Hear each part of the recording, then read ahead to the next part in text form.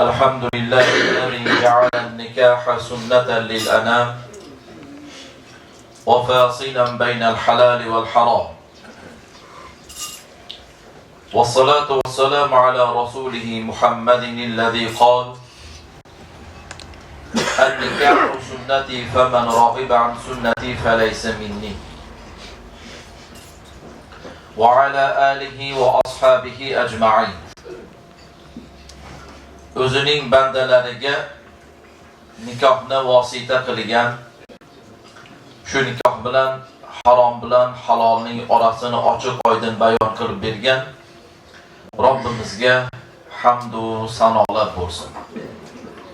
Va o'zlari nikoh bilan yashab, nikoh mening sunnatimdir, kim nikohdan yuz o'girsa bizdan emasdir degan ikki olam oftobi Sayyidimiz Janobi Rasul akram sallallohu alayhi va sallamga barchalarimiz taraflarimizdan salovat va shariflar bo'lsin. Va Rasul akram sallallohu alayhi va sallam risolatni olib kelganlarida u zoti va barakotning yo'llarida turib mollarini, jonlarini fido qilgan sahoba-i kiromlarga Allohning salomi, rahmat va barakoti bo'lsin. Qolaversa erta tongda qimmatli vaqtini ayamasdan issiq joyini tark etib, hammamiz uchun qadrli xonadonlardan biri bo'lgan vatandoshimiz, dindoshimiz Azamjon og'amizni farzandlari Akmaljon ukamizni nikoh valimatu ahdin nikoh marosimiga shukrona dasturxoniga yaxshi niyat bilan qadam ranjida qilgan barcha aziz mehmonlarga Alloh taolo ko'p ajr mukofotlar bersin. Xonadonga kirib kelayotgan kelinimizni qadamini qutli barakotli qilsin. Shunday barakotiki, kelin kirib kelishligi bilan garchi kuyovlarimizni pullari jam milliardlarga yetib ketmasa ham avlodidan yaxshi insonlar, solihalar vatanimizga, millatimizga, ota-onasiga manfaat beradigan yaxshi insonlar chiqadigan barakot bersin. Yangi bo'layotgan bo'lgan qudalarni, qudachillar uzoq yillar davom ettirsin. Yoshlarni, kelin-kuyovlarni bir-biriga libos bo'lsin. Bir-birini yomonligini yashiradigan, yaxshiligini oshiradigan, hamma havas qiladigan baxt va saodat bersin. Azizlar, xonadon sohiblarining maqsadi siz azizlarni chaqirsam, chiroyli noz-u ne'matlar bilan siylasam, ko'ngillarini xursand qilsam va xonadonimizda bir og'iz Rasulullohning gapi, Allohning kalomi yangrab bo'lsa-yu, nafaqat hayotlar, tiriklar, balki o'tganlar ham ruhlar shod bo'lsa va xonadonimizga Xudoning rahmati yoqsa, so'ngida hamma qo'lini ochib duo qilsa-yu, farzandlarim baxtli bo'lsa degan maqsadda siz bilan bizni jamlab turibdi. Biz ham birortamiz bu yerga ovqat uchun kelganimiz yo'q. Alhamdulillah, hammamizni uyimizda ovqatimiz bor, non-choyimiz bor. Hammamiz bu yerga nima uchun keldik? Birinchisi qadr qimmat. Hurmat qilib chaqirdi, qadr qilib aytdi, biz ham hurmat qilib keldik. Biz ham xonadon sohiblarining xursandchiligiga sherik bo'lamiz. Bularning ko'ngliga xursandchilik olib kelsak va yoshlarni duo qilsak degan maqsadda hammamiz jamlanib turibmiz. Alloh taolo qilayotgan ihsonlarini aytganimizdek o'ylagandan va so'ragandan ham ziyodasi bilan qabul qilsin. Ko'p vaqtlarda olmayman, hammaning qiladigan ishlari bor. Bir dona hadis aytaman. Shuni atrofida fikr almashgan kishi bo'lamizda, so'ngra tilovat Qur'on qilib duo qilamiz. Ixlos, muhabbat bilan o'tiradigan bo'lsak, shoyat mana shu o'tirgan 20 daqiqamiz gunohlarimizga kafforat bo'lsa, qiyomat kuni amal tarozimizni og'ir bosishiga sababchi bo'lib qolsa, hayotimizni burilishiga sababchi bo'lib qolsa. Azizlar, inson bolasi tug'ilibdiki, hamma jannatni orzu qiladi. Hamma jannatga ketsam deydi. Nima qilsam jannati bo'laman ekan deydi. Odamlar millionlab pul sarflaydi. Maqsadi shuni orqasida savob bo'lsa-yu, jannatda bo'lsam deydi. Hamma jannatni qidiryapti. Kimdir jannatni chet elga borib qidiryapti. Shu yoqdan ekan deydi. Yana kimdir jannatni bozordan qidiryapti. Yana kimdir jannatni ketmon ko'tarib daladan qidiryapti. Shu yerdan topamanmikin? Jannat qayerda? Jannatni bundan 1,5 ming yil avvali ikki olam oftobi sayyidimiz jannatni qayerdaligini aniq nuqtasigacha ko'rsatib qo'ydi. Jannatni u yoqdan bu yoqdan qidirib yurmanglar. Jannat mana bu yerda bo'ladi deb bizga ko'rsatib berdi. Jannat chet elda ham emas, jannat bozorda ham emas. Jannat hattoki masjidning birinchi safida ham emas. Jannat qayerda unda? Desa, jannatni qayerda ekanligini hammamiz bilamiz. Hali esimizni yaxshi tanib ulgurmasdan 5-6 yoshga kirib-kirmasdan birinchi eshitgan hadisimiz shu jannat haqida ekan.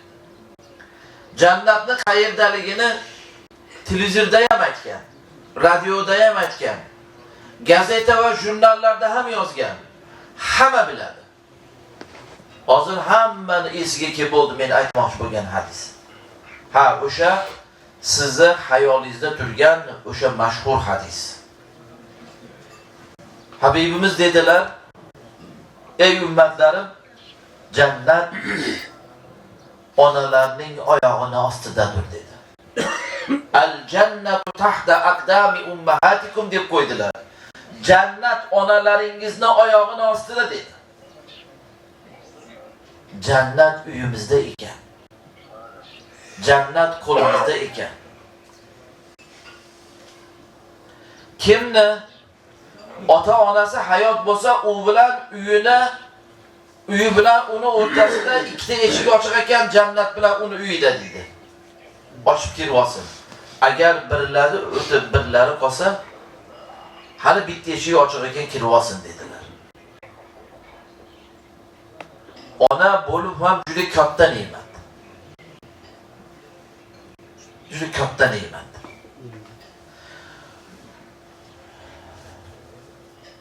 Agar masjidning birinchi safida o'tirsangiz-u, dunyoning birinchi raqamli olimi bo'lsangiz-u, hamma ishlarni do'ndirib olgan bo'lsangiz-u, hofizi Qur'on bo'lsangiz-u, ammo ota-onangizni bir tiyinga olmas ekansiz, sizni ham jannat bir tiyinga olmaydi. Barcha qilgan toat ibodatlaringiz qabul bo'lmaydi. Chunki Alloh taolo ota-ona rozi, Xudo rozi deb qo'ydi. O'zini roziligini ota-onaning roziligiga bog'lab qo'ydi. Ota-onani rozi qilmasdan turib Xudoni rozi qila olmaysiz.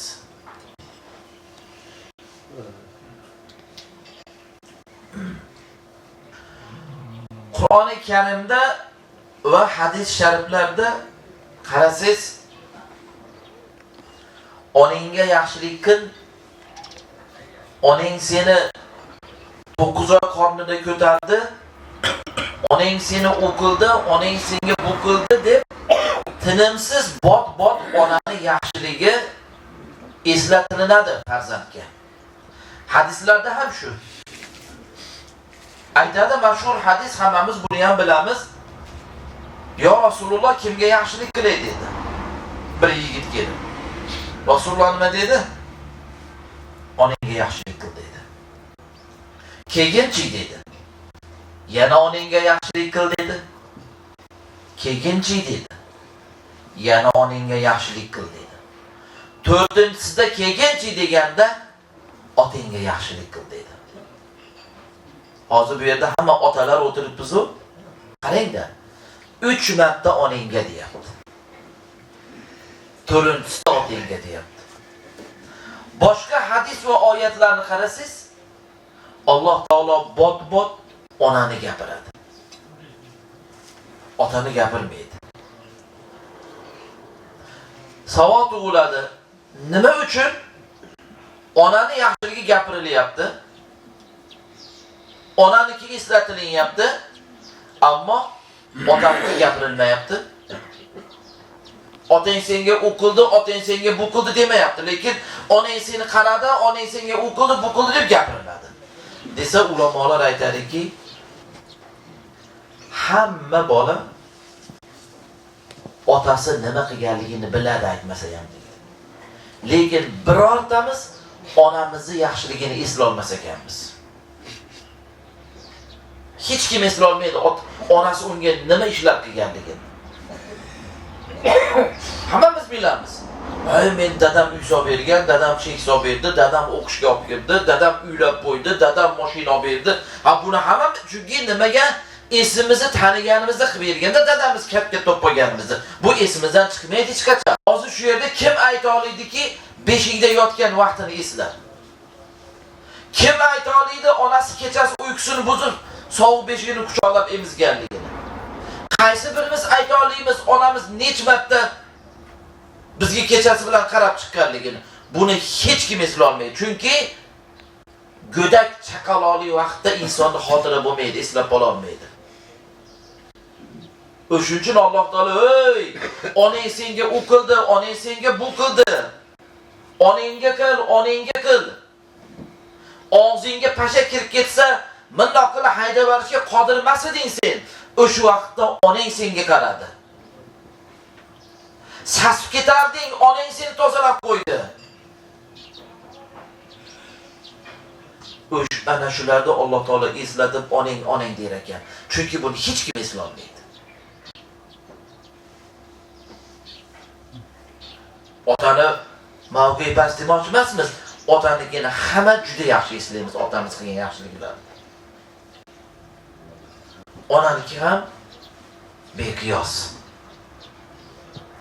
Beqiyos. Onada qangi mehribon zot bo'lmaydi. Aytadi, ikkita odam pulni g'amini qilmasin deydi. Pulni o'ylamay qo'yaversin. Birinchisi ota-onasiga oq bo'lgan bola. Pulni o'ylamasin deydi.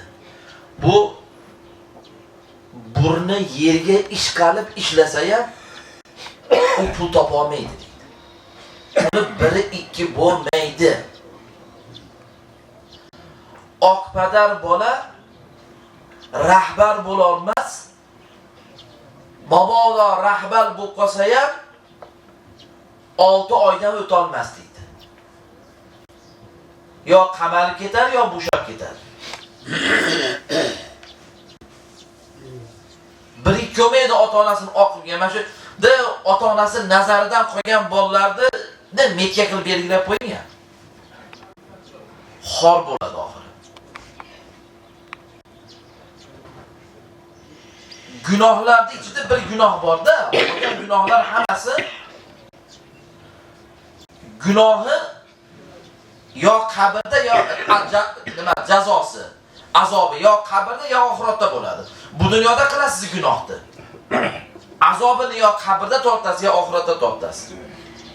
Endi bitta gunoh bor. Bitta gunoh bor. Uni azobini bu dunyoda ham tortasiz.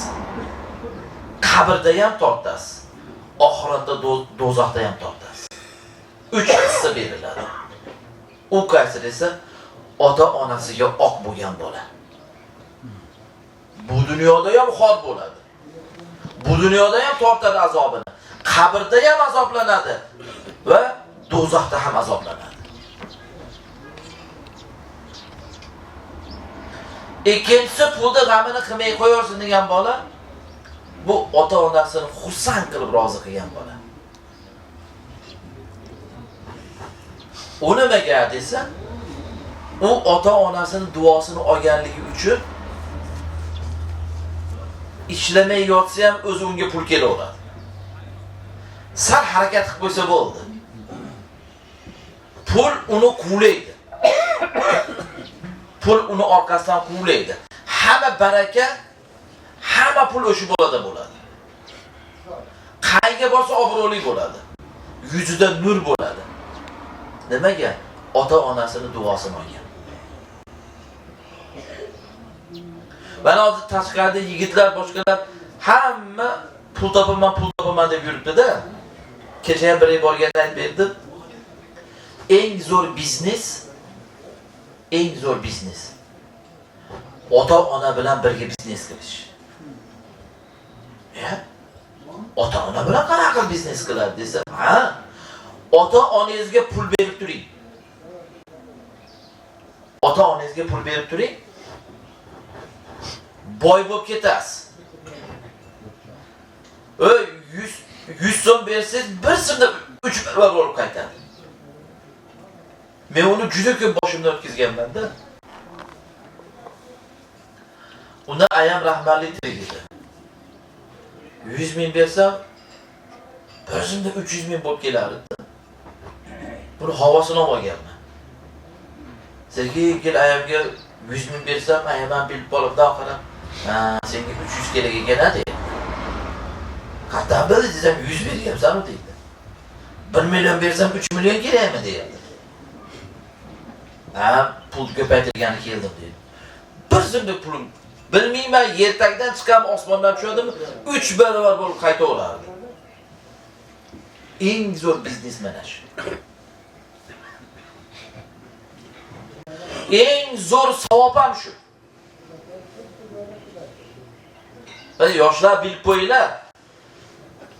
Ota-onaga pul berib turing.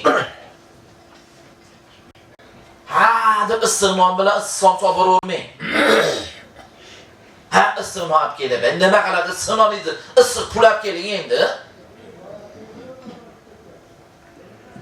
Issiqnonni hamma yerdan topsa bo'laveradi, pul bo'lsa. Bu hozirgi otaxon, onaxonlar eski zamondagi emas, hozir qalb cho'li kampirga ham pul kerak. Bu hozirgi kampirlar ham, cho'llar ham gap o'ynayapti bular ham. Pulini berib qo'ying, o'zi xolaganini olib yursin. Nonni ham, go'shtni ham hamma yo'q pulga topsa bo'ladi. Keyin ota-onangizga pul berib turing-ya, kasal bo'lmaydi. Baquvvat yuradi. Xursand bo'ladi. Non kiraveradi, non nima qiladi, pul olib kel. Ayadada moni olib qo'ying deb. Xursand bo'ladi, o'zingiz pulingiz ko'payadi. Savob kerak bo'lsa ham mana shunda savob. Aytadi qarang hadisda. Ertalabda uydan chiqib ota-onasining xonasiga kirib turib, farzand issiqnon ham olib kelmasin, qaymoq ham olib kelmasin.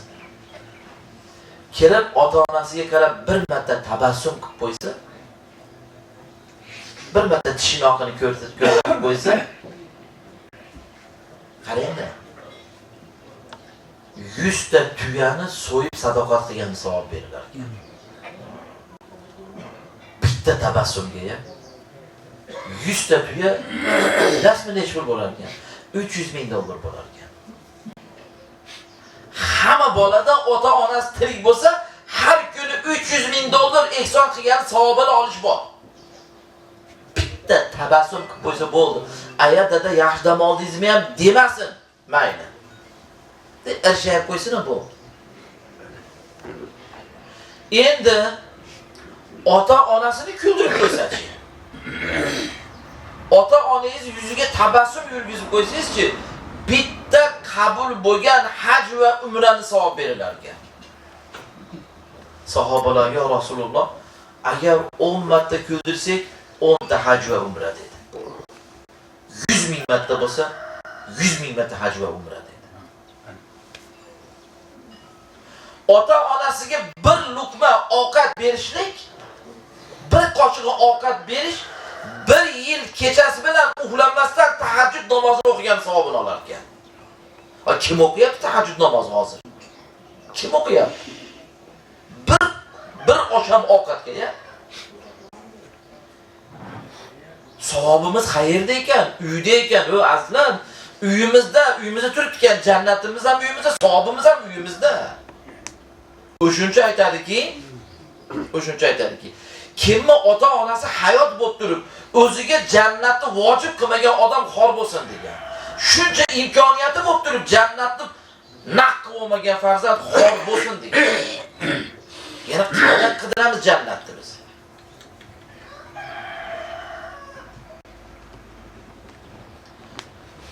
Qarangda, bu nimaga bitta tabassumga shuncha savob beriladi desa, men bu hadislarni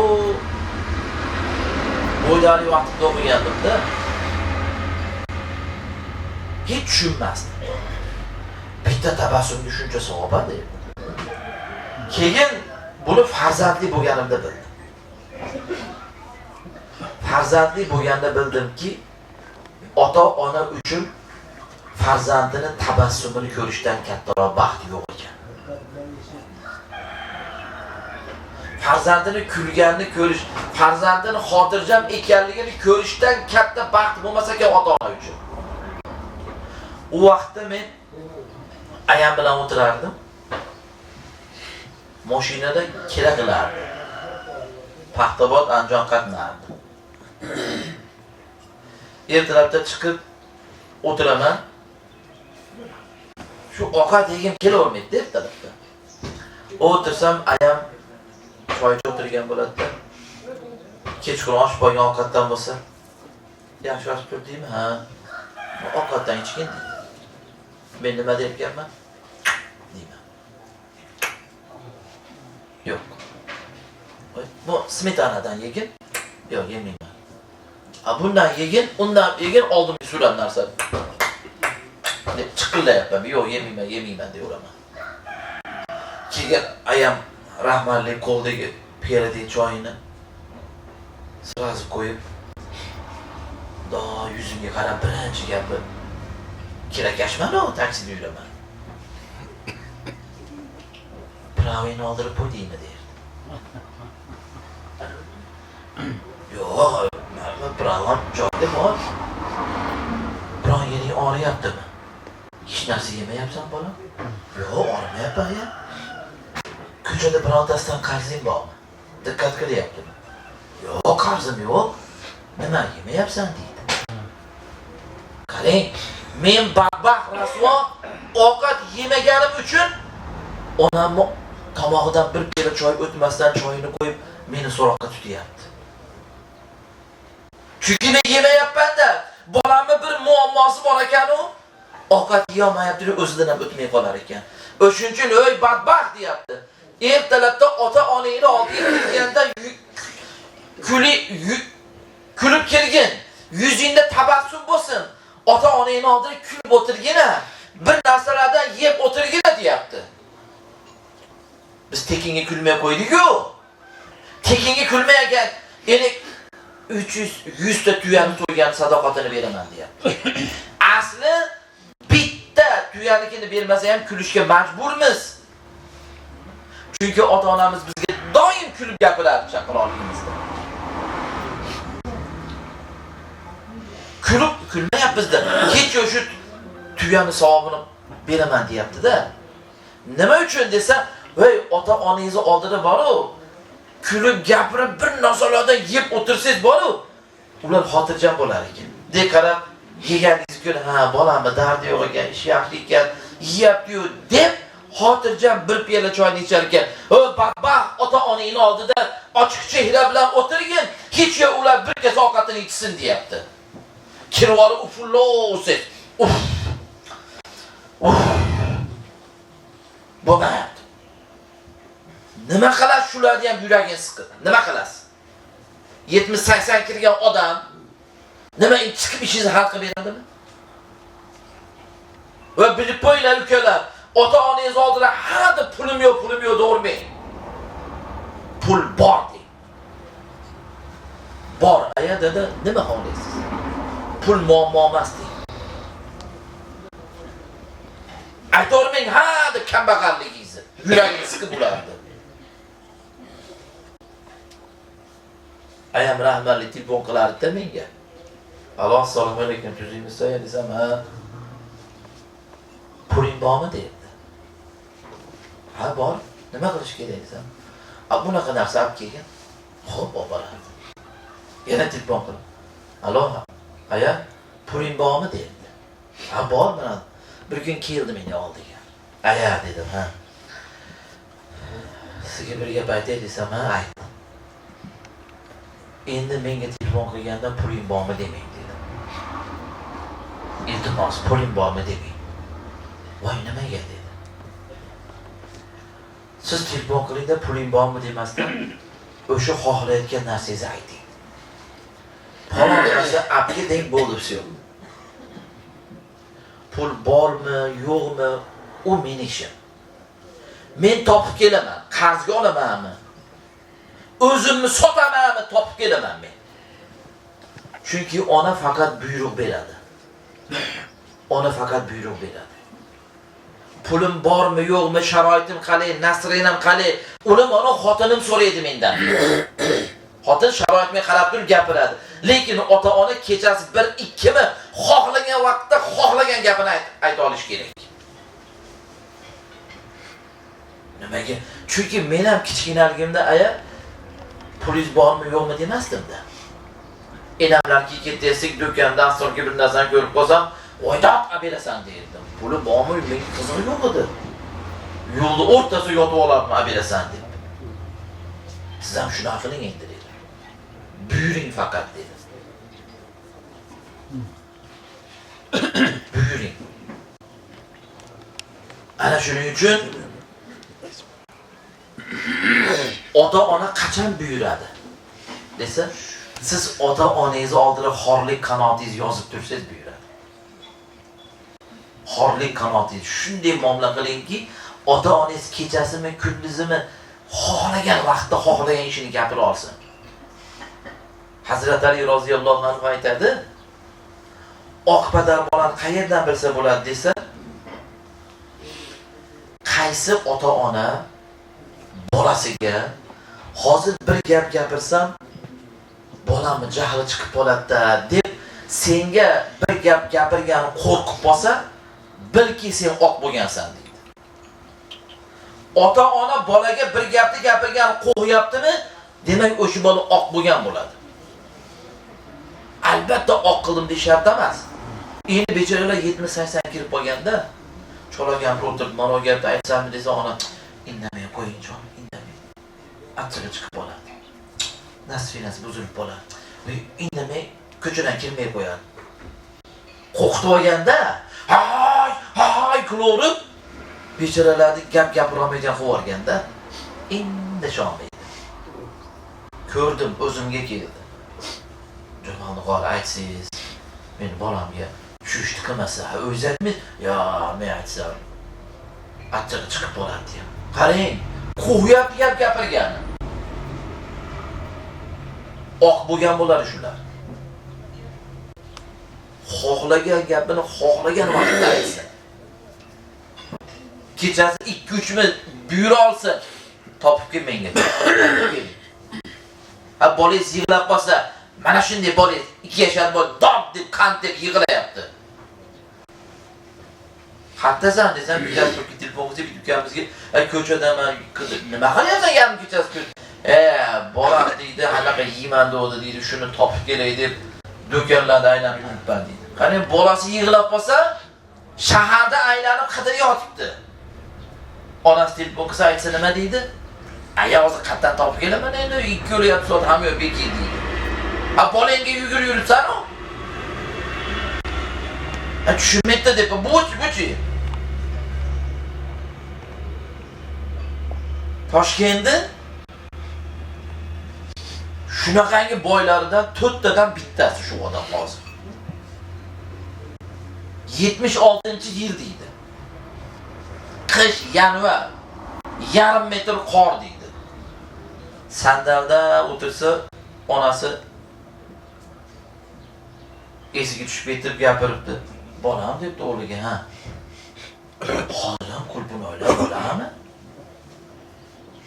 Ha, ona. Bo'ladi, qulpini yeyis kelyapti. Bo'lganda bir. Shunday chiqib, u paytda mana kartinkalar yo'q, supermarketlar. Moskvaga Tudabratdan bilet oldi. Moskvada Univermayda bo'lar ekan qulpini. Muzlatilgan qulpini. Borib, yarim kilo qulpini olib kelibdi vakuumda. Mana ona. Do'yib ko'rib, shirin emas ekan. deb bittani yarmini ham yemabdi. O'shunda ona duo qildi. Oyaning oltin bo'lsin bolam deb. Toshkentda 4 ta milliarderdan bitta shu bola hozir. Shundan keyin deydi, nimani ushlasam oltinga aylanib ketaveradi deydi. Uxlasam ham pul kelaveradi deydi. Boshida aytdim-ku, ota-onasini xursand qilib rozi qilgan bola pulni g'amini qilmasin. Pul uni orqasidan quvlab yuradi. Pul o'zi quvlaydi.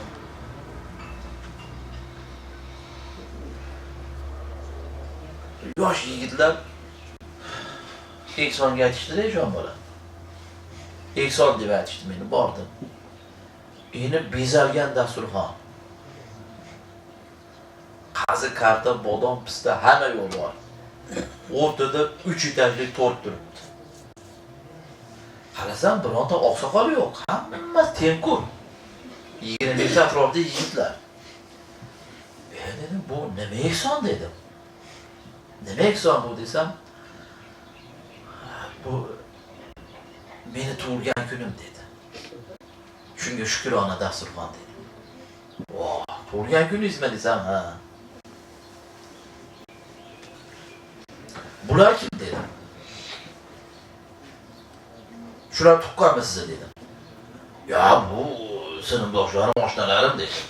Ha. Bu Ali tug'ayotgan, to'lg'a tutgan onangizga to'lg'ani yarmini bular olganmi dedim. Ha, yo'q. Ha, beshingiz terayotganmi bular dedim. Yo'q, dedi.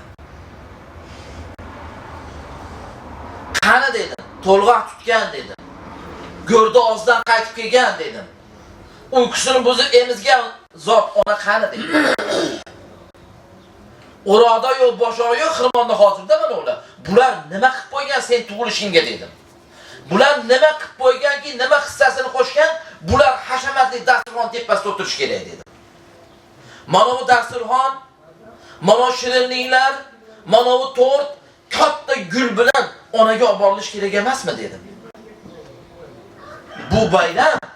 Bu bayram seniki emas, onangni bayrami bu dedim. Onani bayrami. Ona bir o'limdan qaytgan kun.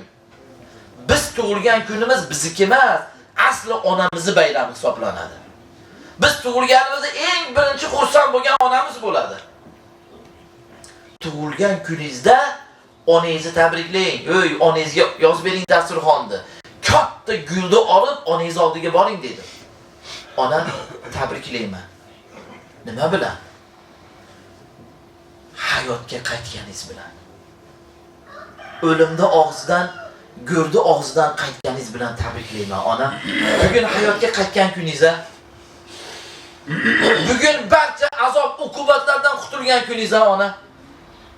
Ona, meni kechiring. 9 oy sizni qiynadim-a.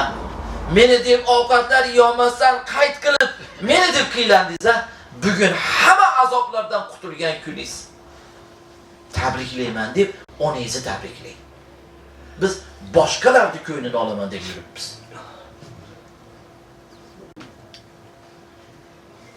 Demak, jannatimiz uyimizda ekan. Ota-onasi olamdan o'tganlar o'tib ketdi deb xafa bo'lmang. Otangizdan keyin amakingiz bordir, akangiz, ukangiz bordir, shularni ziyorat qiling. onangizdan keyin opa-singlingizni ziyorat qiling. Onani ziyorat qilgan bilan onani ko'rgan bilan teng bo'ladi. Hadislar keladi, onangdan keyin xolangni ziyorat qil. Xolangni siyla.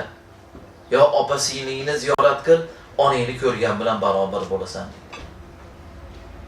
Alloh taolo hammamizni ota-onalarimizni o'tganlarni rahmatiga olsin. Hayotlarini salomat qilsin. Tashqarida o'tirgan ukalarimiz shu kungacha bilmagan bo'lsa, mana shu yerdan chiqib to'g'ri otasini, onasini oldiga borib, otajon, onajon, afsus men kechroq eshitibman. Qani edi ertaroq eshitganimda deb ulardan uzr so'rab, shaharda yaxshi restoranidan bugun bitta stolni zakaz qilib, ota-onani olib boring. Yaxshi ovqat olib bering. O'sha olgan ovqatingizni ham bor, yeya olmaydi. Ishaning yarmini yeydi, yarmini olib qo'yadi. Aya yemay. Yo'q, olib ketaman. Kimga? Sizni bolangizga olib ketadi yana. Xuddi shunaqa qilib onasini duosini olishlikda, otasini duo olishlikda hammamizga nasib qilsin. Alloh taolo kelin-kuyovni baxtli, saodatli qilsin. Bular ham ota-onalarning xizmatlarini qilib, o'zlariga jannatni vojib qilish baxtiga muyassar qilsin. Azizlar, tilovat Qur'on qilamiz, so'ngra duoga qo'limizni ochamiz. Qur'onir-rojim. Bismillahir-rohmanir-rohim. Innamal mu'minuna allazina idza dzukirallahu wajilat qulubuhum إذا ذكر الله وجلت قلوبهم وإذا تليت عليهم آياته زادتهم إيمانا وعلى ربهم يتوكلون الذين يقيمون الصلاة ومما رزقناهم ينفقون أولئك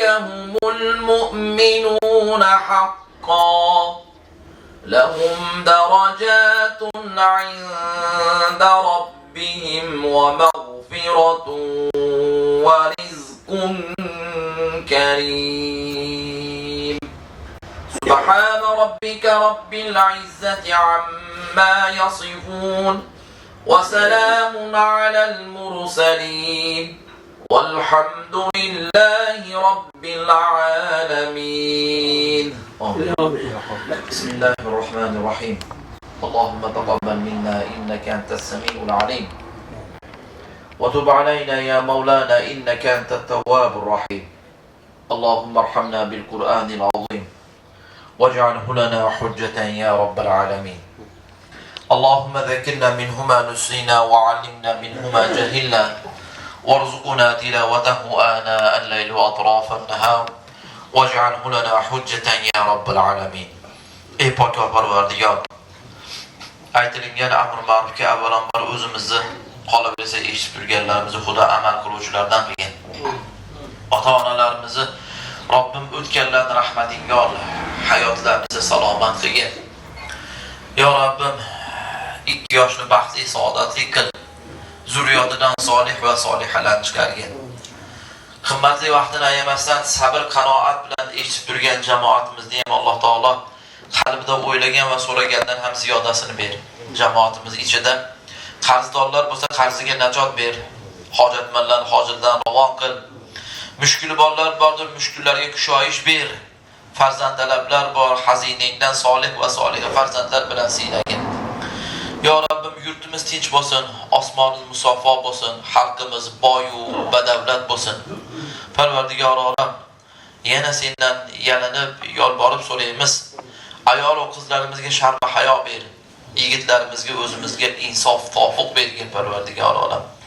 Ey pok Parvardigor, bu ihsonga xizmat qilganlarni, osh damlagan, choy damlagan, qo'limizga suv quygan barchalarini o'rtadagi ustalar, Kim nima xizmat qilgan bo'lsa, o'zing ko'rib turibsan, o'ylagandan va so'ragandan ham ziyodasini bergin Parvardigor olam. Va sallallohu ta'ala ala xayri xalqihi Muhammad va ala alihi va ashabihi ajma'in bi rahmatika ya arhamar rahimin. Dasturxonga marhamat.